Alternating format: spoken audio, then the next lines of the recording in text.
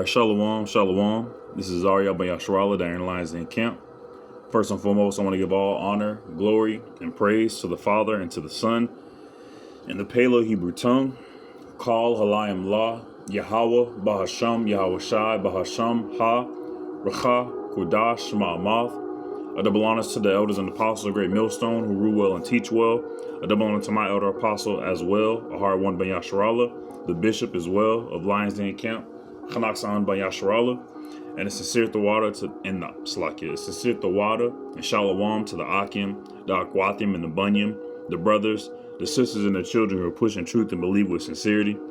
Brother sent this to me on Instagram, Brother Arakah. 9 rules to survive a grid down America. All right, so any store is a war zone by hour 2. Grid failure turns every grocery store into a combat zone within 2 hours. The food already in your home is safer than going out. Wow. Slacky. Oh, that's 2. All right, so verify every uniform, trust 0. By hour 72 of grid collapse, looters strip authority gear from abandoned vehicles. A badge is now a weapon, not a shield. All right. You have 45 minutes of water. Municipal pumps stop the instant the grid dies. Residual pump pressure lasts under 45 minutes. Fill every container now. Number 5, a running generator is a robbery invite. One humming generator in a blacked out neighborhood marks your house as the richest target on the block. Muffle it or lose everything.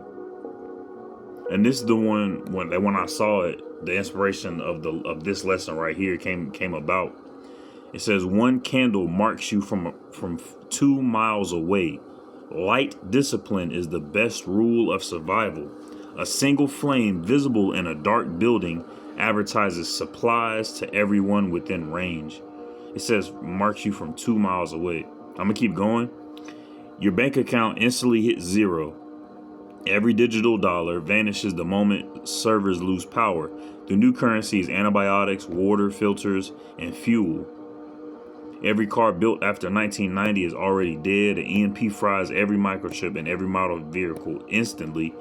Any car built after 1990 never starts again. You are walking. You are walking out, Salakia.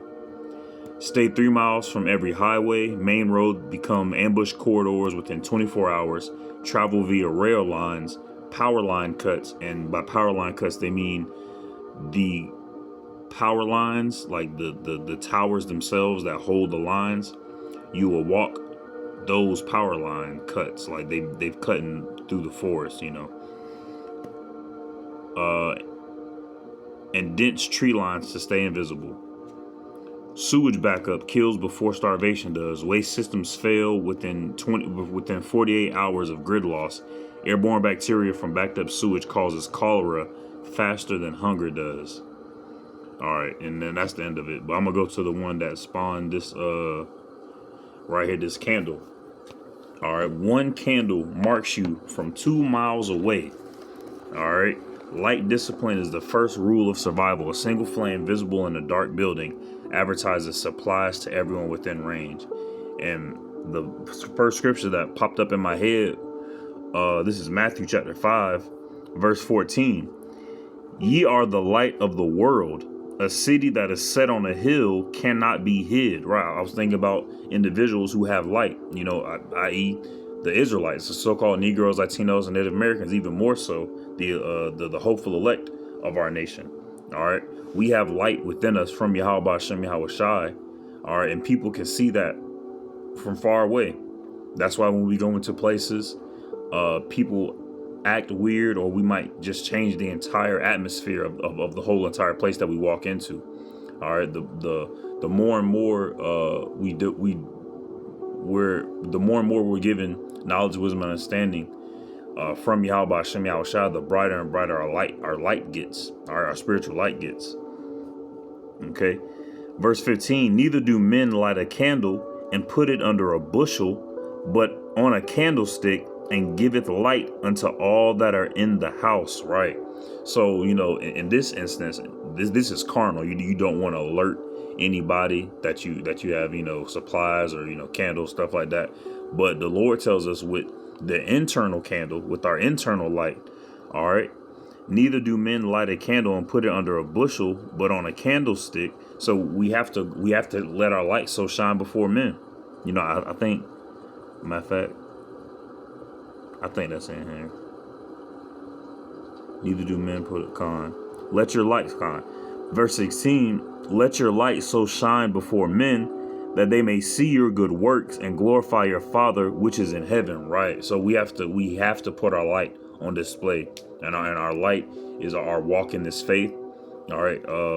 I was just talking to I went to a thrift store, and the lady, I'm kind of cool with her, and we just be talking, having conversations and shit. And we were conversing yesterday, and she was talking about how she's happy that the lady, some senator lady that she voted for, was like she got elected. And she was like, that just, it just takes away, a lot of my stress. So I'm feeling really good. And she literally said, I have faith in her. And she would just talk about how, it's so important to vote. Her husband, he had went to prison. He was a felon, and felons aren't able to vote. But there's some type of legality to it, to where pretty much you got to pay money to register back to vote if you're a felon. So I think she said they dropped like 200 to so that way he can vote. And then she said she was getting on her son and his girlfriend about going out to vote. She was like, young people, and it's just like, but people really still got their hope, and she really has her hope and her faith in this establishment of America, okay, in this establishment of Babylon. All right, and that's why when go back to the first one, matter of fact, make sure I'm still recording. This is gonna happen. 9 rules to survive a grid down America. This is gonna happen. This is about to happen. This isn't just a post. This isn't just a, people just see it as a post, but this is about to happen. All right. Stores are about to become war zones. Target, Walmart, Whole Foods, wherever you shop at, is going to become a war zone. All right, you're gonna have to have circumspect. You're gonna have to have discernment out here. Matter of fact, let me get that real quick. This is Hebrews chapter 12. For the word of Yahweh is quick and powerful, and sharper than any two-edged sword, piercing even to the dividing asunder of soul and spirit, and of the joints and marrow, and is a discerner of the thoughts and intents of the heart. And we know that word heart in the Hebrew goes back to la'ab, which means your mind. So, going in reference to the slide that was on Instagram, verify people. Don't just immediately go about them. And then that's what Yahweh Shem Yahushua has given us the gift of, the power of, is discernment. Are using the word of Yahweh, which is powerful and quick, sharp, piercing, dividing, okay, and a discerner of the thoughts and intents of the heart. It's funny. What's the name? Was at camp, and I think it was either before or after. The elder, he had like 3 objects on a bench, and he's like, "Which one I'm finna pick up?" One of the we all said something, and then he picked up one. He's like, "Oh yeah, he was right." All right, boom, he did it again. He's like, "Oh yeah, he was right." But he was just saying, like, we are on the same wavelength. Like we are on the same wavelength. We have like a low form of telepathy almost. The way we were locked in. But even more so using that outwardly to discern the thoughts, and is a discerner of the thoughts and intents of the heart. So it's on just a regular detached human, well lowly, I should say, a 2/3 or a heathen, you could immediately see where their mind is at. All right, if they're trying to pretend like they good, we'll be able to see that. Lord willing, we'll be able to see that. But that's the power that Yahweh Shem Yahushua has given us.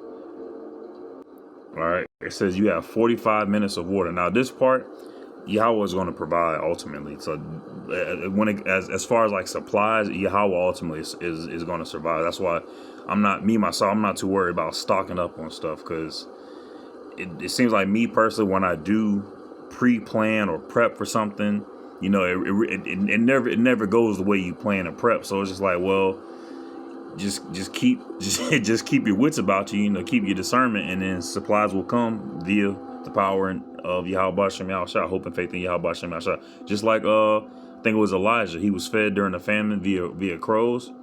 With an example like that, I'm Gucci, bro. I'm just gonna keep looking up at the birds. Like, you got a burger, all right, you know.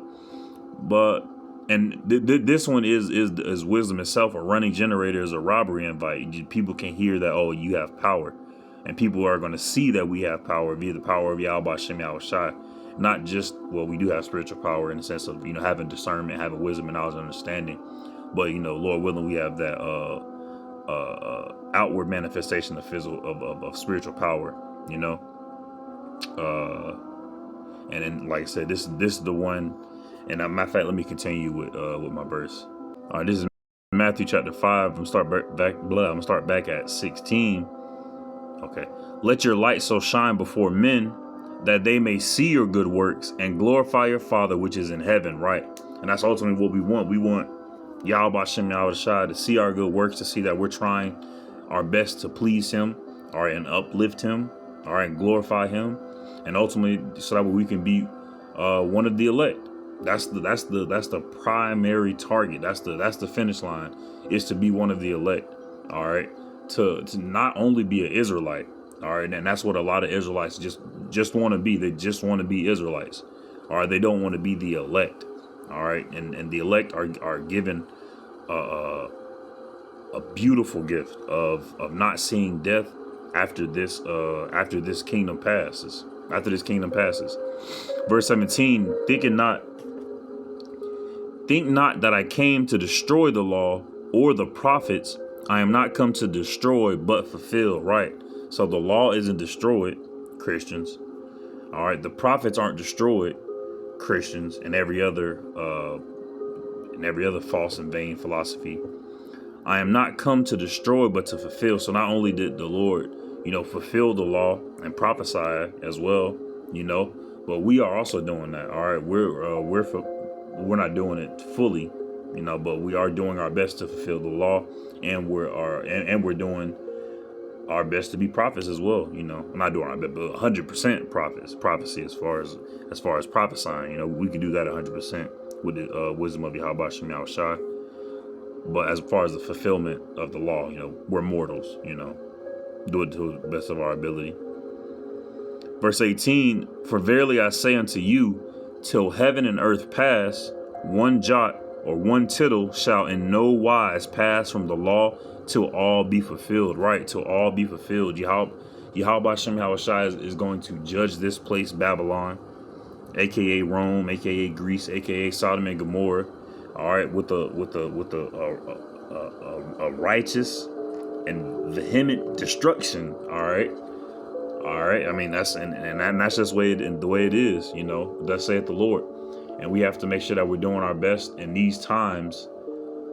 You know, even though all the prophecies are kicking off right now, but at the same time, we still have a lot of leisure to be secluded and in solitude with the Lord, and really allow him to deal with us and mold us into the characters he wants us to be. And we have to have hope, and we have to have faith, and we pray to the Lord that the characters that he wants us to be is the elect.